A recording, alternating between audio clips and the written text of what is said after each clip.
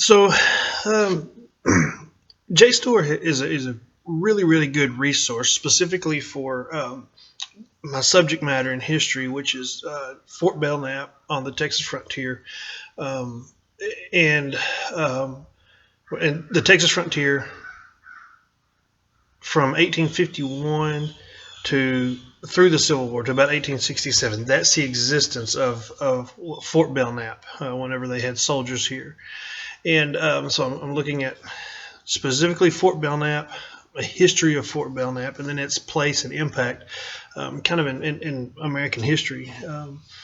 And JSTOR contains so many different types of journals. There's of course historical journals, medical journals, and then there's military journals, scholarly journals.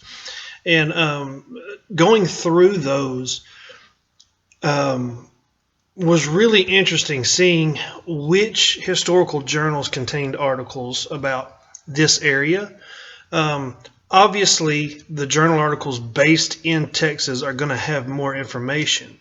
The Southwestern Historical Quarterly specifically has about 10 articles on Fort Belknap. One of those is written by a gentleman who's a senator, Ben G. O'Neill.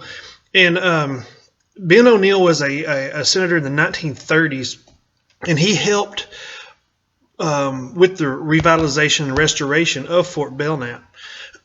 Fort Belknap, again, was closed in 1867, and then in 1936, with the CCC partnering with citizens from Young County, they decided to turn this into a historic site.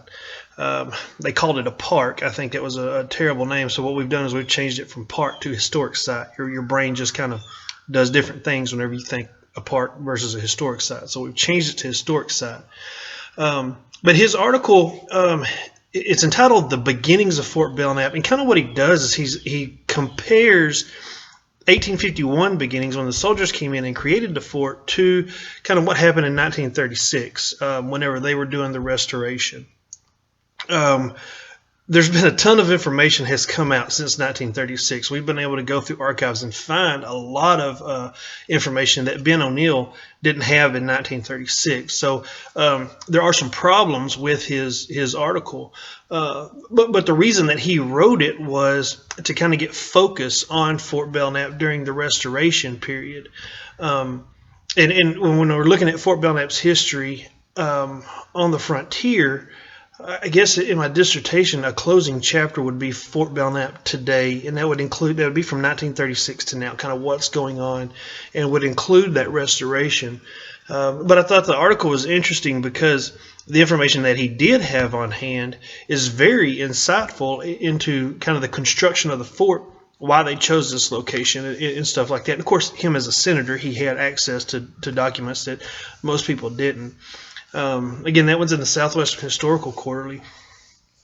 And then in one of the American Journal of Medicine, or American Medical Association Journal, I found an interesting article.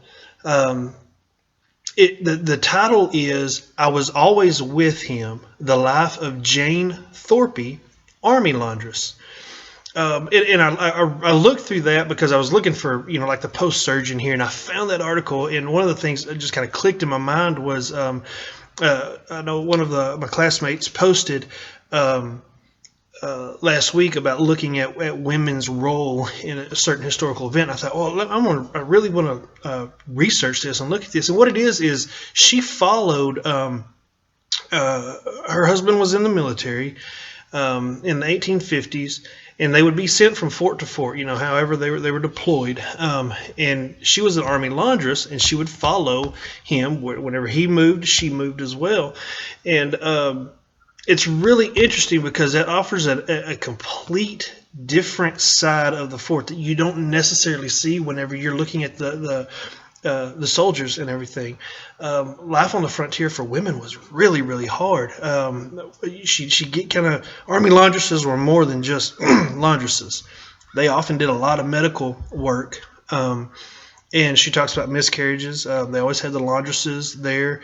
And she talked about a few miscarriages, one stillbirth, and just women's issues on the frontier in general. And it's really funny because Army laundresses, they were the only females recognized by the military in the 1850s, meaning their pay was guaranteed. They would always get paid. Even if the soldier was court-martialed, they would always get paid for doing the soldier's laundry. They got to see the post surgeon here as well. But usually the post surgeon, I mean, he had very little medical training. But the pay was so small that the laundresses a lot of times doubled as prostitutes. They would even, and even some of these, the soldiers coming out here on the frontier they came out here for adventure, and they realized life is pretty boring. And there's not any women out here. The only women are the laundresses. So these soldiers would fall in love and marry these laundresses, and they couldn't keep laundresses in stock here at Fort Belknap. The supply, because every time women came to the frontier, they'd get married. They knew that the soldier's enlistment was only 12 months, and as soon as he's out, he's got a piece of land that he can start a family on, and that's what those women are looking for. So I mean, her diary, and that's what this article is kind of a look at her diary. It really was. And so now what I'm doing is I'm trying to, it's been really difficult. In the past, I've tried to find names of Army laundresses that were out here. So now I'm kind of looking in to see if I can find more information on specific Army laundresses that were out here. She lists some names in the articles that I've been able to chase down, and it's just really been fascinating. With JSTOR, I mean, it's really been it really has a lot of articles to offer for me.